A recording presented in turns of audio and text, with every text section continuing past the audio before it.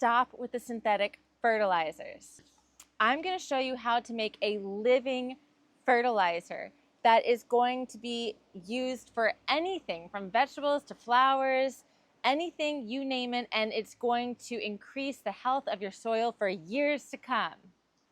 But first, before we get started, make sure to hit that subscribe button and check out my memberships for more one-on-one support. We just got our first Hearth member, Joanna. Thank you so much for signing up.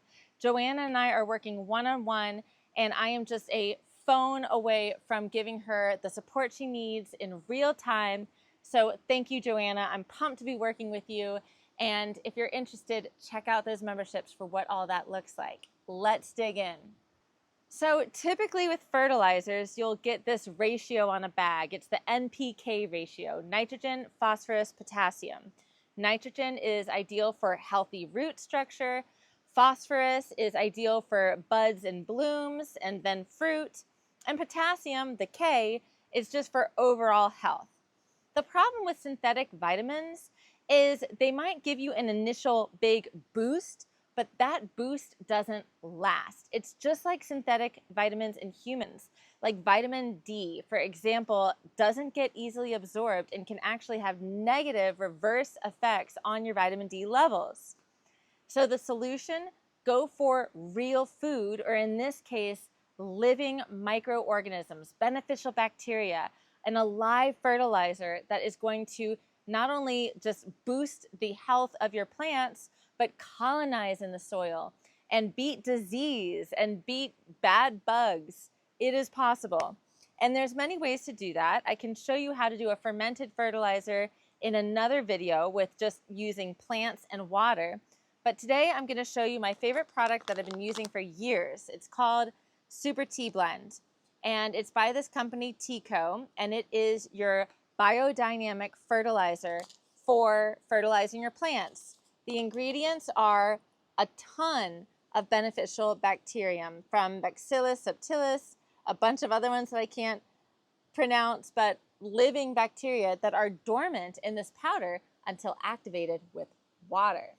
There's also sucrose to help feed those organisms, kelp, meal, humic acid, and crushed bamboo gum. The crushed bamboo gum acts like mycorrhizae, which if you don't know what that is, it's the white stringy stuff in your garden that is acting as highways for water and nutrients. And so it's extremely important, and that's one of the many reasons why we do a no-till method. So let's get into making this. It's really easy. And you can make it as simple as just adding this to water. It's going to activate all of those live bacterium. But there's another way in which you can basically multiply that bacterium by 100. And y'all, I've actually used this in times of plant stress, like when my peppers have shown signs of blight. This stuff straight up corrects it from the soil up. It's been amazing to see. It only took one application of this to my pepper plants before I started seeing fruit without the sunken lesions on them. So powerful stuff, all in the form of just nature. And what you're going to do is do 1.5 tablespoons per 5-gallon bucket. I've got a 5-gallon here of water.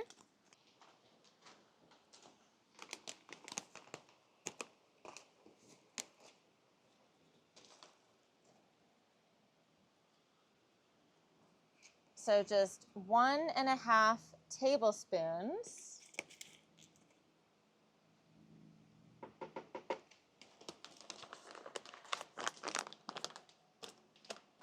Now, this right here is enough. You can take this mixture and water your garden.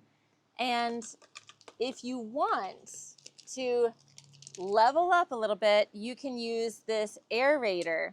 And what happens when you plug in this pump and air stone is you're adding oxygen to the mix of now active live bacteria and the sucrose. And so what happens when you have the presence of the live bacteria and oxygen and sucrose? They're fed and they reproduce. So you get this super potent, powerful stuff just by aerating it. And at first, this sounded really overwhelming and complicated, but it's really simple. It's literally air stone, tube, and a little small pump that you would use for like a fish tank. Put this in here, plug it in, and now it's going to start bubbling, and I'm going to set my timer for 20 minutes.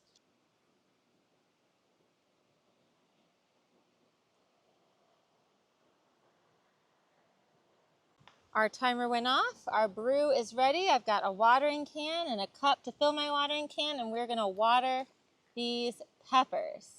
I'm gonna spill this whole thing on me. I feel like I could just spill it. So what's really nice about this fertilizer is you really can't overdo it.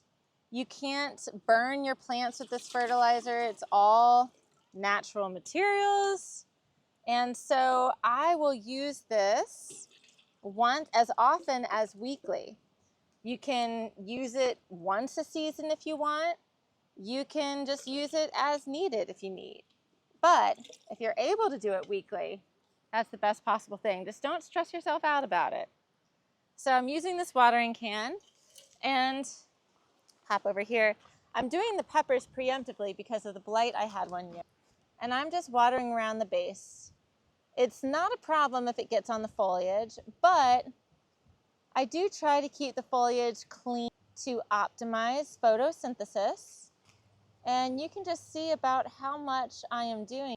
Now the only thing with this little patch is I've got all of this alyssum, this beautiful white flower growing in between my peppers. And so I think here I am going to want to take the hose and just water off the foliage of my alyssum so the alyssum doesn't get brown stains on it. And I'm going to do just about that much around every plant. It's going to benefit me watering this in because microbes like it wet. They thrive in moisture.